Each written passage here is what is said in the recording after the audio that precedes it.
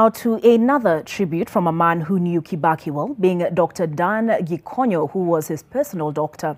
Now, he knew him for more than 4 decades, and the two met in 1978 when Dr. Gikonyo was just a budding doctor. He says their relationship as doctor and patient warmed over the period with deepening trust, mutual respect, and a growing friendship. Dr. Gikonyo also played a critical role when Kibaki was involved in a road accident just before the 2002 general election. He says Mwai Kibaki lives on in fond memories for his strength of will, charm, wit, and his passionate love of God, family, nation, and humanity. Here now are Dr. Gikonyo's reflections on his long-term friend and patient. Dan Gikonyo was a personal doctor to former President Mwai Kibaki. He met the late Kibaki long before he vied for the presidency. That they formed a bond, and when he asked him to become his personal physician, he felt privileged. Dr. Gikonyo also played a major role when Kibaki was involved in a road accident in 2002, just before the general election. President Kibaki is a person I've personally known for quite a long time, going back to 1978. We had a child who had a difficult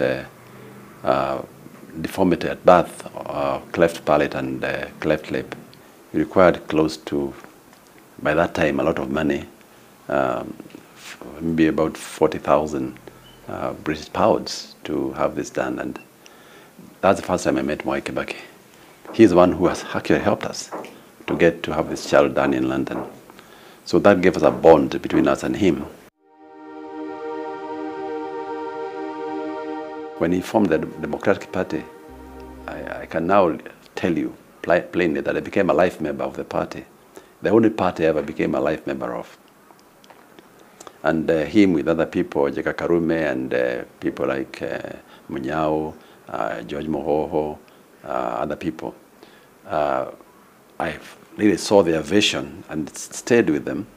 And even on these political areas, we became friends. And I followed up whatever he did. So when he stood up to want to become president, I supported with my whole heart.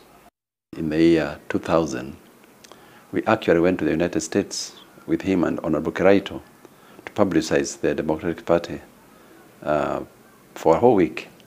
We met various people in Capitol Hill and other areas. So that's the political side. But on the issue of person to person, I was just not Mwai Kibaki's physician. He was my very good friend. And in this, I have lost a friend, and a very dear friend, and a man who, as I say, is the founder of this country. He is a man of admirable integrity, a man of admirable honesty, forthrightness, and simplicity, and love for this country. As long as Mwai Kibaki saw in you that you had some direction and your arguments and logics were reasonable, he would agree with you. He was very intelligent, very, very intelligent. Although he had this way of saying, you know, where do you najua? But you know, when he says that, you know that now that's time you must put on your best show. But he was a man very compliant with the medical recommendations, and it kept him going for quite a long time. When at the height of the campaigns in the year 2002, I got a call from one of the aides of Mwai Kibaki, one of his officers, Mr. Derito, telling me they have had an accident in Machakos. It was about 6 going to 7. We did our x-rays and scans.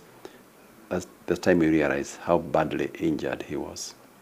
You know, with a fracture of the leg, fracture of the arm, injuries to the neck and other areas. The privilege of going with him to London together with my colleague doctor. And we stayed there for almost 2.5 weeks with him having the surgery and the rest. And we had to come back. But that was our saddest moment because we thought we might lose him at the time that we needed him most.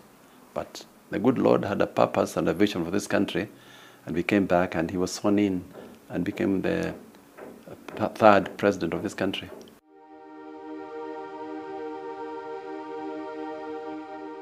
The father of modern Kenya, because what we have today is what he planted or what he laid the foundation of for a new Kenya. But when he was president, I think I saw him almost on a daily basis. Like many other people, I'll miss a dear friend, a man whom I admired, a man who made this country, a man who made us what we are today, because I can say quite clearly, without Mwai Kibaki, even us here, we could not have built a current hospital.